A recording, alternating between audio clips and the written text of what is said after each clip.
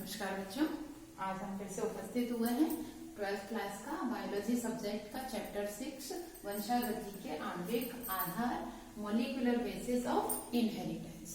इसके पहले हम 2 लेक्चर्स में स्ट्रक्चर ऑफ डीएनए पढ़ चुके हैं, जिसमें वाटसन एंड क्रिक का मॉडल पढ़े थे और उसके बाद हम लोग पढ़े थे डीएनए आनुवंशिक पदार्थ। इसे सिद्ध करने के लिए फ्रेडरिक ग्रिफिथ ने अपना प्रयोग दिया था और हर्षे चेज ने दिया था। आज हम पढ़ रहे हैं डीएनए पैकेजिंग, क्रमशः बढ़ रहे हैं। इसके पहले हमने जितने अध्याय आपके आने वाले हैं चैप्टर 2, 3, 4, 5 और 6 चल रहा है, लगभग लास्ट आ गया है। हमने क्रमशः सारे लेक्चर YouTube पर अपलोड कर दिए हैं। आज हम पढ़ते हैं, क्या पढ़ रहे हैं? DNA packaging. ये सब क्या है? DNA packaging.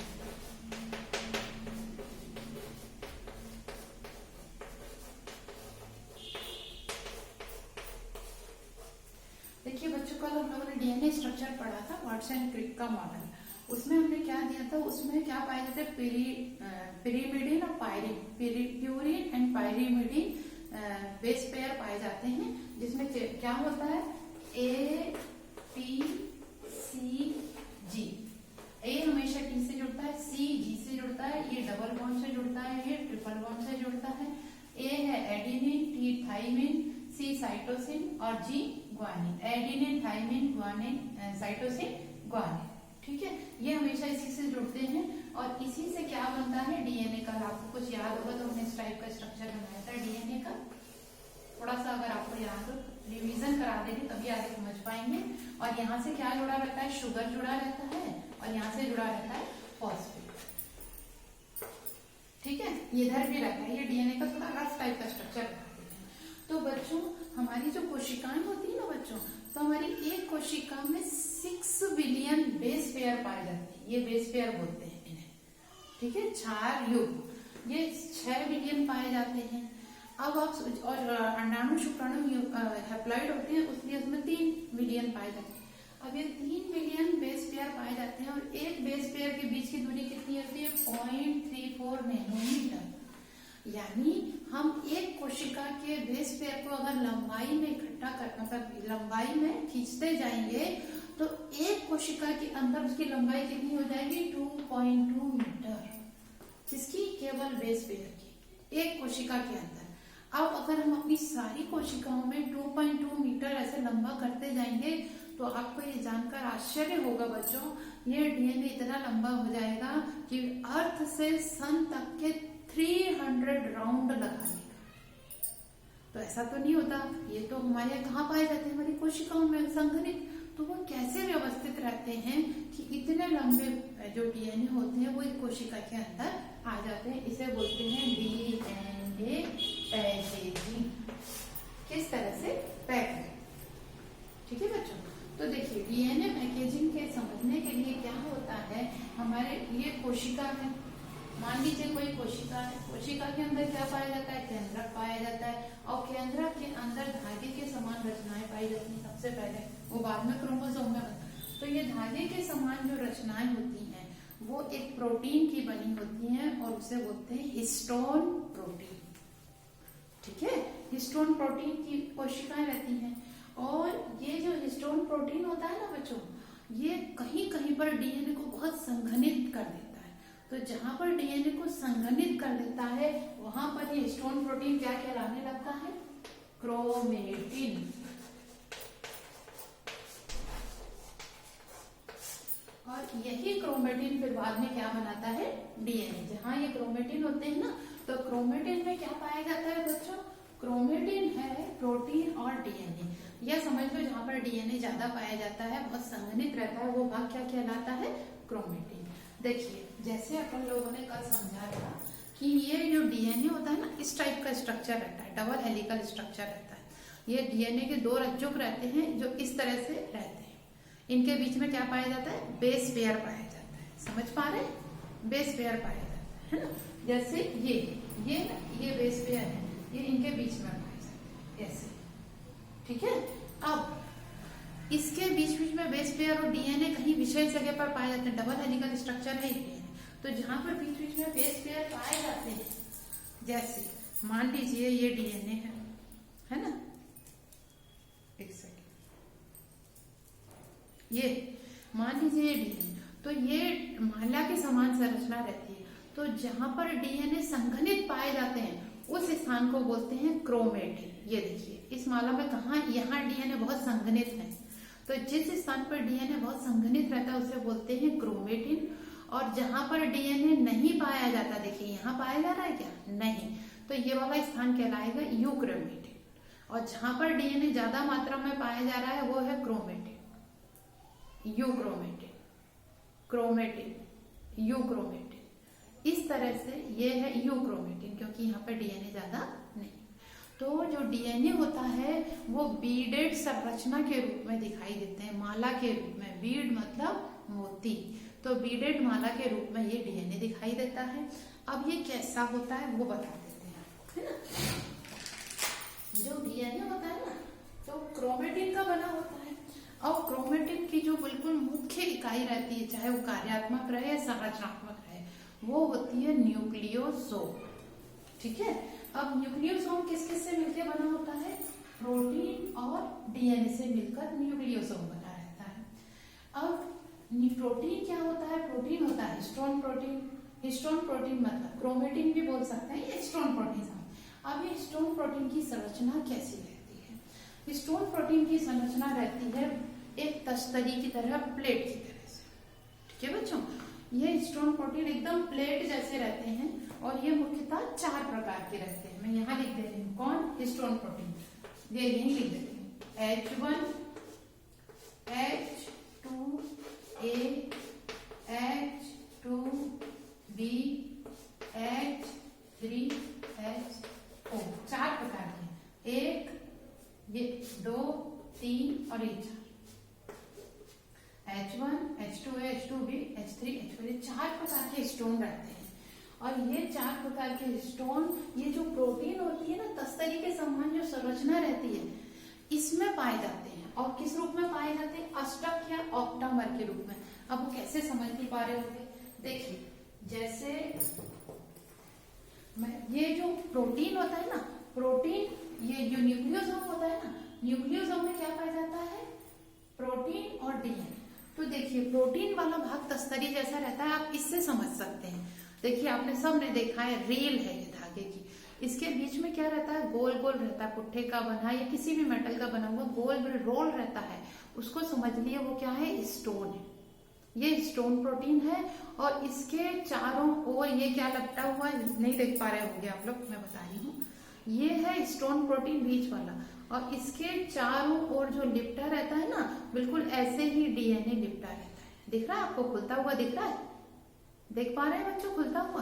तो बिल्कुल ऐसे ही डीएनए इस हिस्टोन प्रोटीन के ऊपर लिपटा हुआ रहता है। और ये हिस्टोन प्रोटीन जो होता है ना, उसमें 8 अणु रहते हैं। और 8 अणु कैसे रहते हैं, 4 अणु ऊपर और उसके नीचे 4, मतलब 4 अणु मिलकर 8 अणु बनाते हैं। किसमें, हिस्टोन प्रोटीन में। कैसे बनाते हैं वो भी बता रही हूँ। ये देखिए, मान लीजिए ये हिस्टोन प्रोटीन है, मैंने आपको समझाने के लिए बनाया है। ये क्या है, स्टोन प्रोटीन है। ये बीच वाला तस्तरी के समान भाग स्टोन है। और ये 8 से मिलके बना होता है, 4 ऊपर और 4 नीचे। देख पा रहे होंगे आप लोग, 4 दिख रहे हैं, 1 2 3 4, 1 2, देखिए इसको देखिए, 1 2 और 3 4 ऐसे ही रहते हैं। ये 4 है। और 4 भी कैसे हैं बच्चों, ये 4 ऊपर है। देखिए मैं एक एक ठो निकाल के दिखा रही हूँ। देखो, एक आपको समझ में आएगा, नहीं तो ये थोड़ा कठिन टॉपिक है, जल्दी। ये दूसरा दिख रहा है, वहीं लगा के, ये तीसरा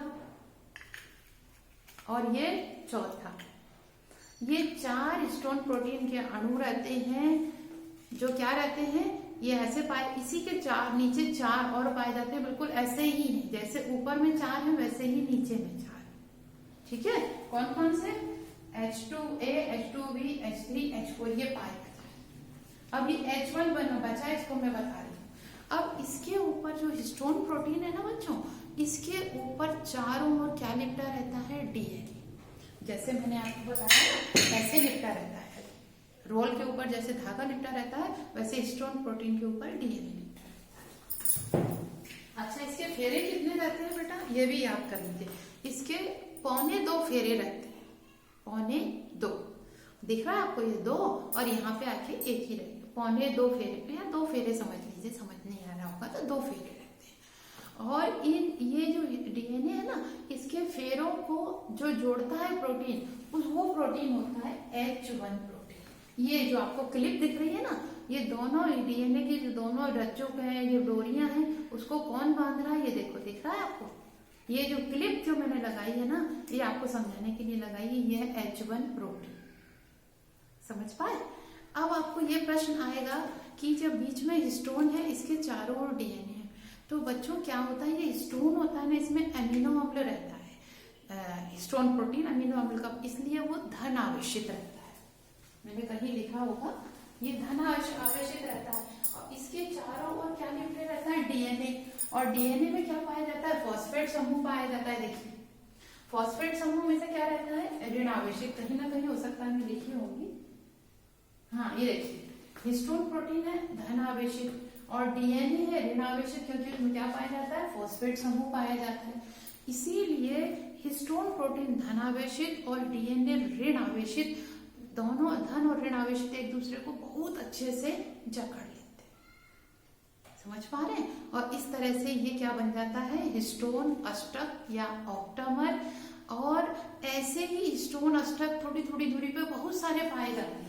जैसे मान लीजिए ये हिस्टोन अष्टक ये बन गया, ठीक है, और इसके ऊपर ये डीएनए है, ये डीएनए आया, फिर यहाँ हिस्टोन अष्टक बन गया, फिर ये आया, ये ऐसे ऐसे हिस्टोन अष्टक पाए जाते हैं। समझ रहे हैं? और ऐसे हिस्टोन अष्टक जैसे कितने ये मैंने बनाए, 1 2 3 4 फिर 5 6 7 8 9 हिस्टोन अष्टक, और उसके ऊपर डीएनए मिलके क्या बनाते हैं, न्यूक्लियोसोम। न्यूक्लियोसोम मतलब 9 हिस्टोन और डीएनए प्लस डीएनए,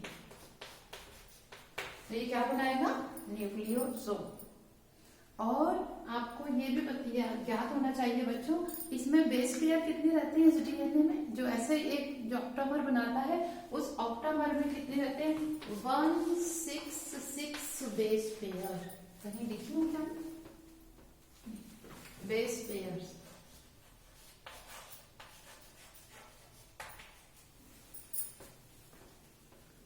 ठीक है बच्चों, तो इस तरह से डीएनए पैकेजिंग होता है। और ये इतना संगठित रहता है बच्चों, एक मतलब मैंने आपको बताया ना, अगर लंबा कर देंगे तो 2.2 मीटर हो जाएगा, लेकिन ये धागे के ऊपर, इस माला के ऊपर इतना संघनित रहता है कि इसकी 2.2 मीटर जो लंबाई है ना, वो इतना संघनित हो जाता है, पूरी लंबाई के मुकाबले में नगण्य रहता है।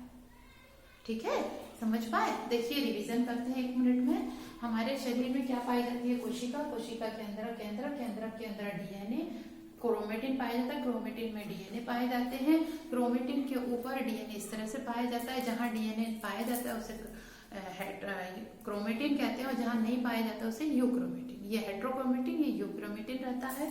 अब क्या होता है बच्चों, ये डीएनए इस तरह की संरचना रहती है, डबल हेलिकल स्ट्रक्चर रहता है। इसके बीच में क्या पाया जाता है, यहाँ पर बेस पेयर पाए जाते हैं।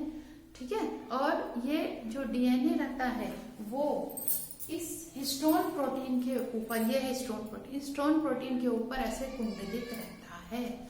और ये जो डीएनए रहता है हिस्टोन, इतना संघनित रहता है कि पूरी लंबाई के मुकाबले ये नगण्य रहता है। इसीलिए एक कोशिका का 2.2 मीटर का डीएनए नगण्य स्थान पर स्थापित हो जाता है। इसमें मध्य में क्या पाया जाता है, डीएनए किसका बना होता है, हिस्टोन किसका बना होता है, हिस्टोन बना होता है न्यूक्लियोसोम का, और न्यूक्लियोसोम किसका बना होता है, प्रोटीन और डीएनए।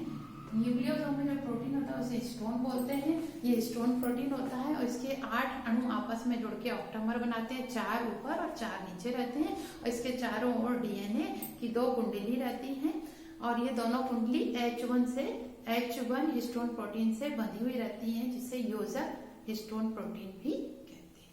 Thank you. अच्छा, इसके अलावा एक चीज और मैं समझाना चाहूंगी बेटा, डीएनए के गुण कैसे होने चाहिए।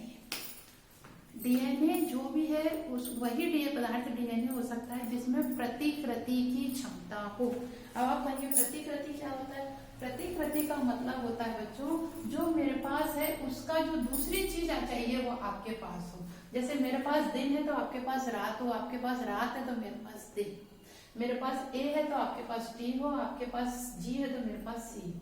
एडेनिन, थाइमिन, साइटोसिन, अर्थात डीएनए में प्रतिकृति की क्षमता होनी चाहिए, डीएनए में पूरक होना चाहिए, डीएनए अणु हमेशा स्थायी होना चाहिए, तभी वो आनुवंशिक गुणों को एक पीढ़ी से दूसरी पीढ़ी तक ले जा सकता है। और डीएनए में थाइमिन पाया जाता है, इसलिए वो बहुत स्थायी रहता है। वहीं पर अगर आप देखेंगे आरएनए में थाइमिन की जगह क्या पाया जाता है, यूरेसिल पाया जाता है।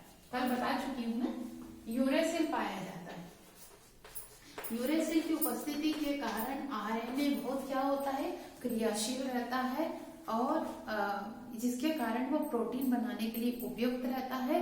और डीएनए में थाइमिन होने के कारण वो स्थायी होता है, इसलिए वो आनुवंशिक सूचनाओं को एक पीढ़ी से दूसरी पीढ़ी तक बिना परिवर्तन के ले जाता है। लेकिन डीएनए अणु ऐसा भी होना चाहिए कि जिसमें कई पीढ़ियों बाद, कई 100 सालों बाद आंशिक परिवर्तन की क्षमता हो, तभी विकास हो सकता है।